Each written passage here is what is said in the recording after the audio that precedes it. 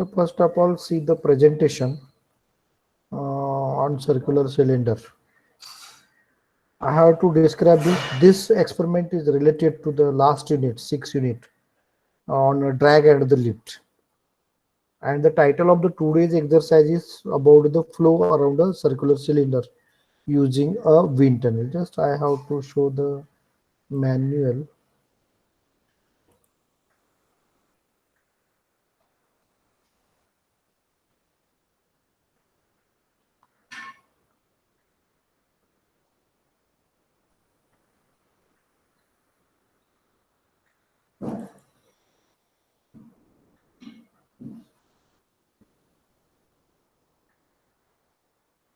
FM2 manual दिसते का बघा रे.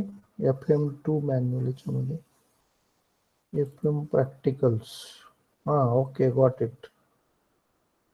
FM2 manual.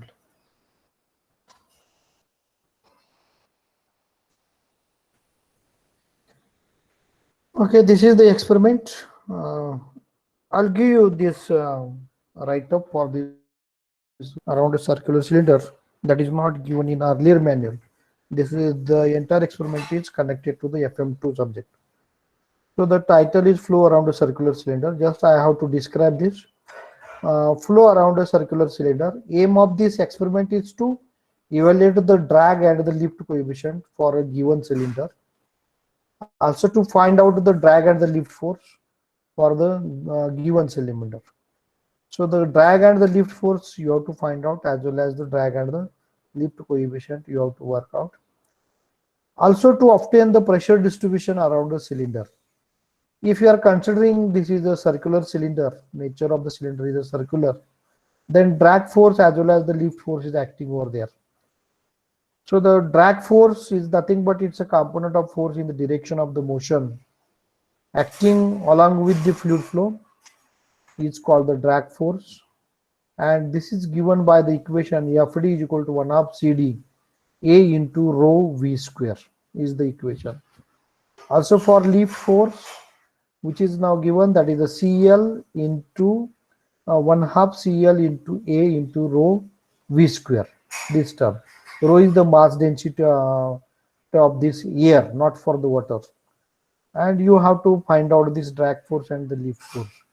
But before to that, you have to find out the CD and the CL, these terms. CD is the coefficient of the drag, is connected to the FD, and the CL is connected to the coefficient of lift for the lift force.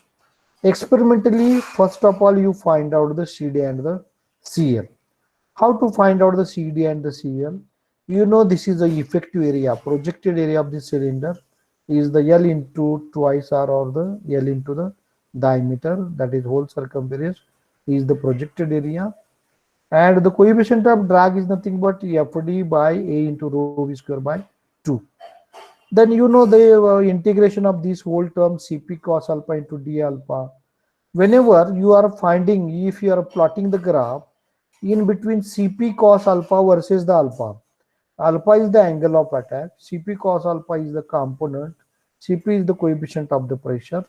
Those pressure can be worked out, and you have to find out the CD and the CL if you are plotting the graph. So this is very much important. If you are plotting the graph in between Cp cos alpha versus the alpha, alpha is the angle of attack. So you are putting this circular cylinder inside the wind tunnel. So first, there is a need to show the wind tunnel. It's a big instrument having the length of 6 meters, and there are the 3 compartments. It is similar to the venturi film. So the exit part you have to call as the divergent, and where is the flow is converges, you have to be called as the convergent sections, and the middle one is the testing chamber, which has been made it with the acrylic sheet. So you have to keep the model. Either you are keeping the airfoil model.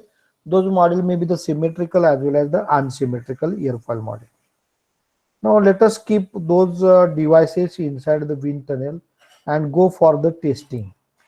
So while going for the testing, need to go for the testing, and when you carried out the testing, then at that time you can be able to find out the drag coefficient as well as the lift coefficient. You have to find out the drag coefficient as well as the lift coefficient.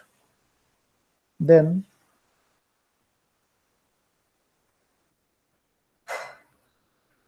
by plotting this graph, one half the area of this Cp cos alpha versus the alpha multiplied by the scale factor, that gives the value of Cd. This is one of the projected area. Coefficient of lift also from the graph you have to find out. From graph, we are knowing this value CD and the CL. You can be find out the FD and FL value. FD is the drag force, FL is the lift force. Substitute this value and find out this drag force. So this is the way to find out the drag force and the lift force. So what is the exact procedure? You have to keep the device inside the tunnel, and you have selected the circular cylinder. It is a simple model, and where you are getting the uniform pressure around the circumference of the cylinder. Therefore, for this reason, you have considered the cylinder instead of the airfoil model. And the pressure distribution you have to be observed over the cylinder. Then connect the sides of the wind tunnel with the help of manometer. You measure what will be the pressure inside the tunnel. You need to measure it by using the inclined manometer. Then you start the device where the air is getting sucked into this device, wind tunnel. Name of that instrument is the wind tunnel, and you have to utilize the exhaust fan. Exhaust fan is also connected at the exit end, and once you have to start the exhaust fan, then air is getting sucked inside the wind tunnel. Therefore, by using this, by measuring the wind velocity with the help of anemometer, you note down the wind velocity and observe the what would the pressure built it over the cylinder. So three devices are available in our laboratory. You have the circular cylinder, you have the airfoil model, symmetrical as well as unsymmetrical. But better to go with the cylinder. It is a very easy experiment, and immediately you have to find out the pressure difference around the body. Then by keeping this cylindrical model under the submergence of airflow, air is also the fluid under the submergence, then you observe what would be the effects over the cylinder. Those effects can be observed in terms of the drag coefficient and the lift coefficient. Density of air is given 1.2 kg per meter cube. Density of water is 1000. Maintain, measure the room temperature. Kinematic viscosity is the standard. Diameter of cylinder is also the standard. Then by taking this difference manometric reading, so for cylinder only one piezometer is also required. So we have the multi-tube manometer. In case of the symmetrical airfoil model, there are the points are to be located around the circumference of the airfoil model. It is similar to the aeroplane, and you have to be observed prevailing edge and the trailing edge. Upstream edge is called the prevailing edge, and downstream edge is called as the trailing edge.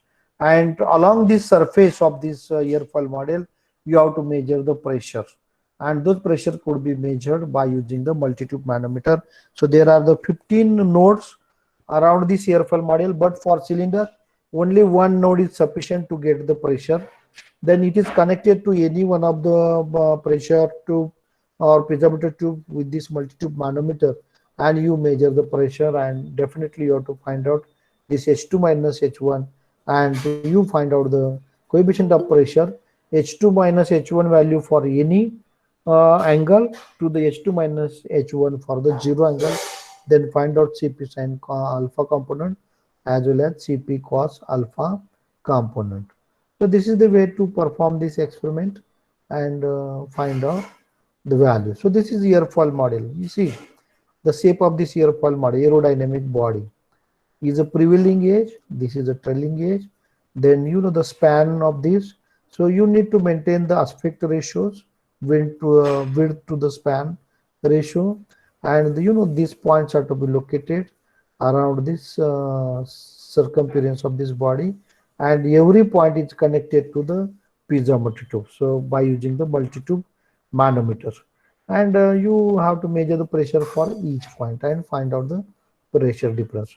So if the angle of attack, you know, when the aircraft is to be taking up action, at that time the angle of attack, this is now the angle of attack. When aircraft is taking up action, then the aircraft is makes an angle with the horizontal with the ground, that is alpha. Then alpha is going to be changed when it flies up and up in the atmosphere, then definitely this angle of attack is going to be changed. So you have to be observed in this experiment, this model, within this 360 degree by taking the interval of 10 degree or the 15 degrees and observe the reading. So these terminologies you have to utilize in this. Chord length is the length of the chord line that joins the leading edge to the trailing edge, means from this point to this point you have to observe the chord length. Chord length you have to work out. That means measure. This is the standard dimensions. You know the chord length. This is the chord length. So you have to observe the length from this prevailing edge to the trailing edge. And the symmetrical airfoil, the chord line coincides with its axis of the symmetry. Say that is the symmetry for symmetrical airfoil model. And you know this is the angle of attack. Suppose this is the horizontal line and this angle which will make the alpha. So the certain provision inside this wind tunnel, for any angle you can be observe the what would be the pressure difference. And span of an airfoil is nothing but over length of an airfoil in the direction perpendicular to the cross section. That is actually it is the width of this model. Span is nothing but width of the model. You know the aircraft have the width by consideration of these wings. Then you observe the span and this angle of the chord length. So the ratio of span L to the chord length C of an airfoil is known as the aspect ratio. That part will Sir, be please discussed. admit the students. कशाला उशिरा येते रे, काय disturb करते एवढ्या sir, उशिरा यायला. Network issue आहे त्याचा, तो दररोज येतो. कुठे नाही दिसत, कोण ऍडमिट नाही दिसत, आलेलं बी नाही मुलं, कोण आलेलं बी दिसत नाही. कल्पेश कुठे आलंय? एक मिनिट सर, तो होता लॉबीत होता, त्याचा मला मेसेज आला, रोहित पाटील. एकच minute.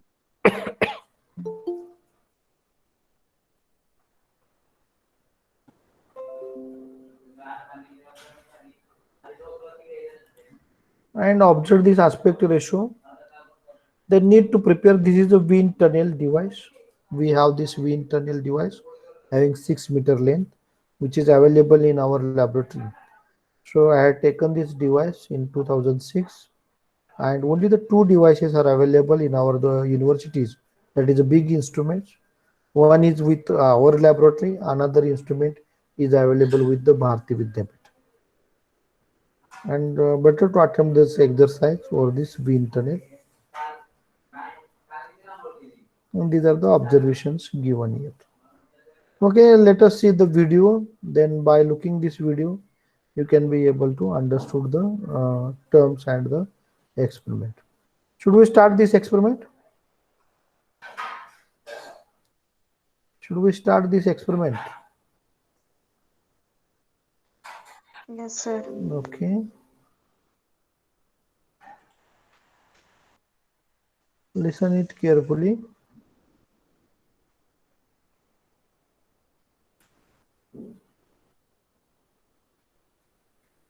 Demonstrate the first experiment of fluid mechanics that is flow around a circular cylinder. And that experiment it is done with the wind tunnel instrument or equipment. The aim of this experiment.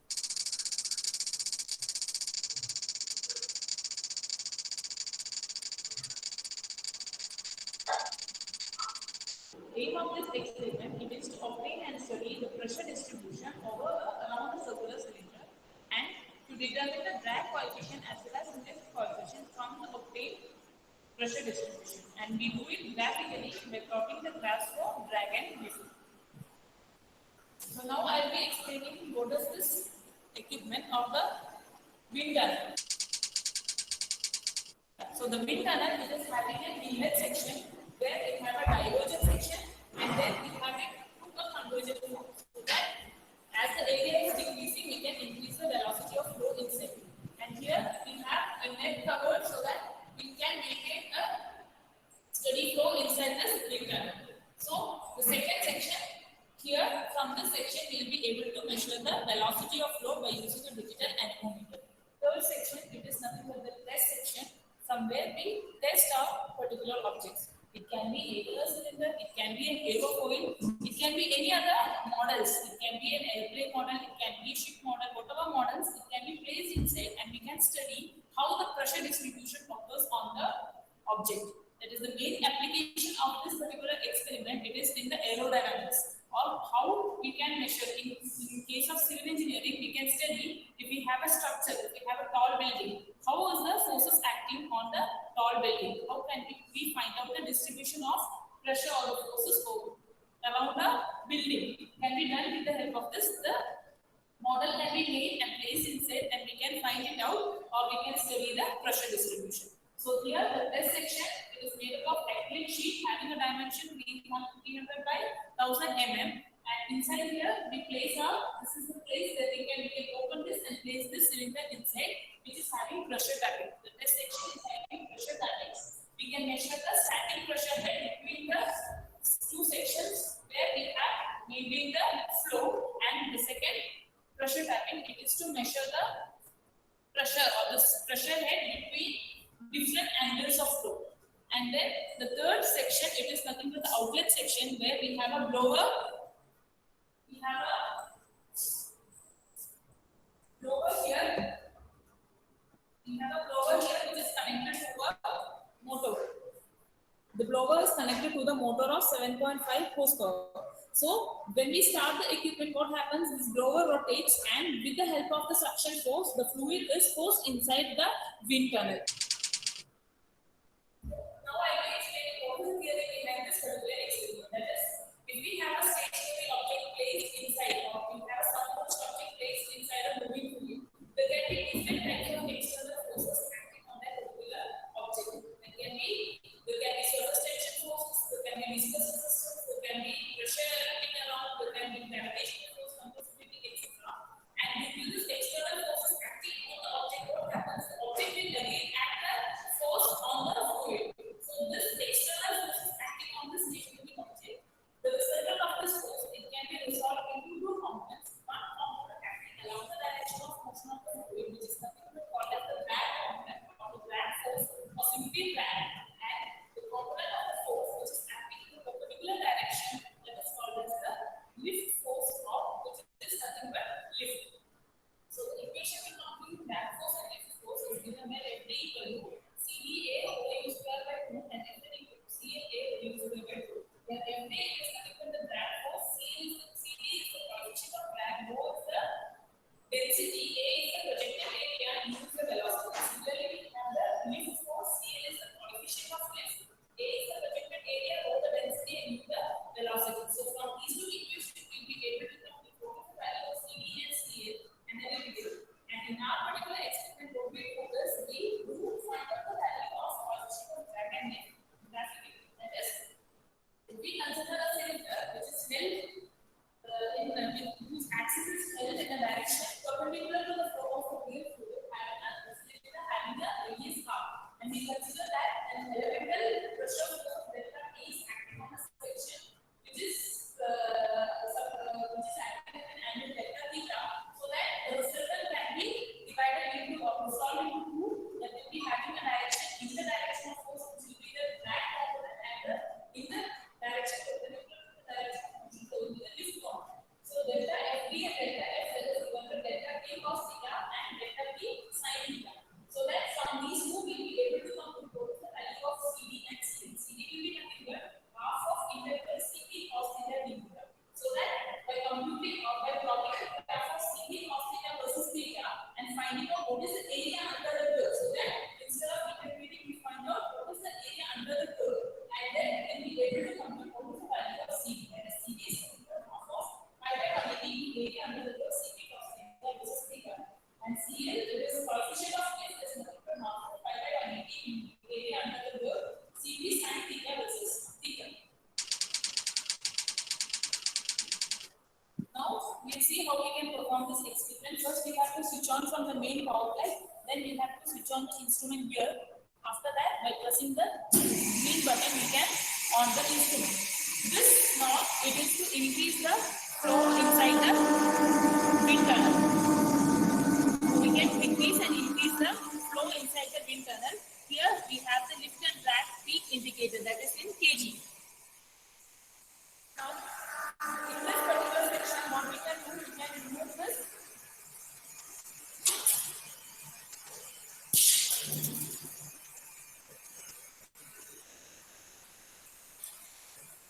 can measure the velocity of the flow with the help of this anemometer. This is a digital anemometer which can be switched on, and we have a indicator given here to the direction of flow. There is an arrow mark inside so that we can place it along the direction of flow and we can measure the velocity of flow.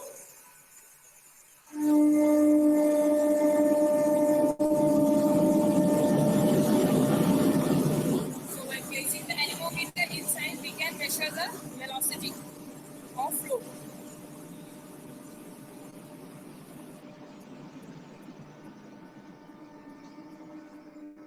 Now, what we do is we first mark the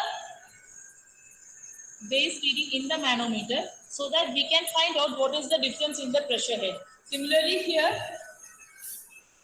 here again in the second pressure head H2, we can again mark what is the reading from where we have to measure the value of H2. So it is almost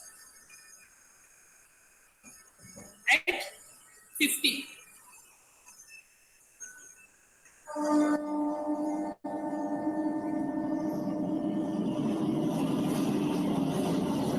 Now we can see what is the difference here in the pressure head, that is about 1.6. That is the value of static pressure head H2. Now from here we can see when the pressure reading, when the value it goes down, when the pressure or when the manometer reading it goes down, we have to take it as a positive reading, and when it goes up, we have to take it as a negative reading. So here from 50 to 60, so there is a decrease here. We take the reading as positive 1, and here it goes from 50 to here it is 45. That is, it goes up for the reading of 1.5. That is minus 1.5. So our reading will be plus 1 and minus 1.5. So now we have taken two readings. So that is for 0 degree. That is theta is equal to 0 degree. We have measured the wall static pressure H2. This wall static pressure H1 remains constant for the entire reading. That is from 0 degree to 60 degree. The wall static head. This is the static head pressure. It remains to be constant. We have measured the value H2 or from the cylinder bracket H2 from the second manometer. That is for 0 degree, we have got it as 1, and for 30 degree, we have got it as minus 1.5. So we can next compute what is delta P, that is nothing but difference between H2 and H1. After computing the value of delta P, the next step is to compute what is delta Cp. Cp is the coefficient of pressure. It is given by delta P divided by H2 minus H1 for the value for theta equal to 0. So delta P for the first reading for theta equal to 0, delta P by H2 minus H1 for theta equal to 0 will be always equal to 1 because numerator and denominator will be the same. When it comes to the second reading, coefficient of pressure Cp is nothing but this particular reading divided by the first reading. Like this, we will get the value of coefficient of pressure for the second reading. Similarly, if we have the third reading, the coefficient of pressure here will be this reading divided by the first reading, so that we will be able to compute the coefficient of pressure for the third reading. Likewise, we can compute the coefficient of pressure Cp for the entire 360 degree. After computing Cp multiplied by cos theta, we will be getting the value of rad, and multiplied by sin theta, we will be getting the value of F. After calculations, we have three graphs to be plotted. First is Cp versus theta, that is coefficient of pressure versus the angle. Then Cp cos theta versus theta, which gives the drag component, and Cp sin theta versus theta, from which we can compute the coefficient of lift. So first graph, Cp versus theta, it should be drawn in a polar graph. That is, in the polar graph, angle changes from 0 degree to, in case of a circular cylinder, it is from 0 degree to 60 degree. So we can measure what is the, we can mark the value of coefficient of pressure that we obtain over here in this particular graph. That is, first we can maintain the 0 degree. We can measure 0 degree first can be drawn. And then with respect to this, we have to plot the value of Cp. That is, if it is going negative, it will go down. If it is going positive, it will go up. We will have negative value. If it is going positive, it will go up. Likewise, there will be a curve obtained. We can measure Once we get Cp cos theta over here, it can be plotted against theta. That is, from this we can calculate the value of CD. Cp cos theta versus theta. That is, it is a cos theta curve. So it starts with 1 because cos 0 is 1. So we have a sinusoidal curve which is starting from 1. From the, by calculating the area under this curve into pi by 180 into 1 by 2, we can calculate the value of CD. Similarly, the last graph Cp sin theta versus theta. Since theta, when theta equal to 0, sin theta is 0, we have the graph starting from 0 and we have again a sinusoidal harmonic wave. So that by calculating the area under this curve and putting in this equation, Cn equal to half pi by 180 area under the curve Cp sin theta versus theta, we will be able to compute the value of coefficient of lift. Ultimately, at the end of this experiment, we have 3 graphs and then we have obtained the pressure distribution around the circular cylinder, and from that pressure distribution, by calculating the coefficient of pressure, we have determined the value of coefficient of drag as well as the coefficient of lift.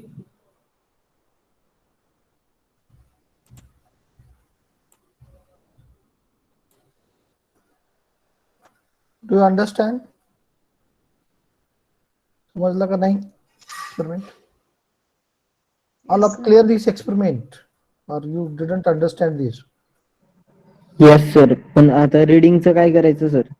रीडिंगचं बघू ना आपण, करू ना, काय problem नाही. Reading आहेत ना आपल्याकडे.